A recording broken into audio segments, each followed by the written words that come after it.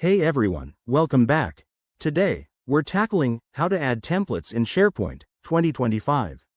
If you're managing documents, collaborating on projects, or just organizing your digital workspace, SharePoint is a game changer, and templates can make your life so much easier. By the end of this video, you'll be adding templates like a pro. First things first, why use templates? They let you reuse pre-designed structures for sites, lists, or libraries, saving time and ensuring consistency.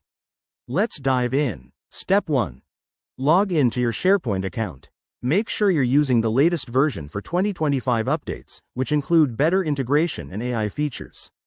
Once logged in, navigate to the site where you want to add the template. Look for the Site Contents option in the left-hand menu. That's your gateway to customization. Step 2. In Site Contents, click on New or Add an App, depending on your interface. SharePoint 2025 has made this more intuitive with a streamlined menu. Search for Template Gallery or select from available templates. If you have custom templates, upload them here by clicking Upload and selecting your file. Step 3. Once you've selected or uploaded a template, configure it. You'll see options to edit the name, description, and settings. For example, if it's a site template, choose the permissions and features you need.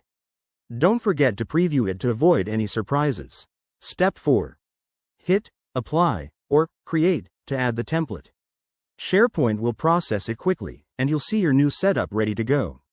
Pro tip: if you run into errors, check your permissions or ensure your template is compatible with the 2025 updates. Finally, test it out by adding content and sharing it with your team. There you have it. Adding templates in SharePoint is straightforward and powerful. If you found this helpful, give it a thumbs up, subscribe for more tech tips, and drop your questions in the comments. Thanks for watching, and see you next time.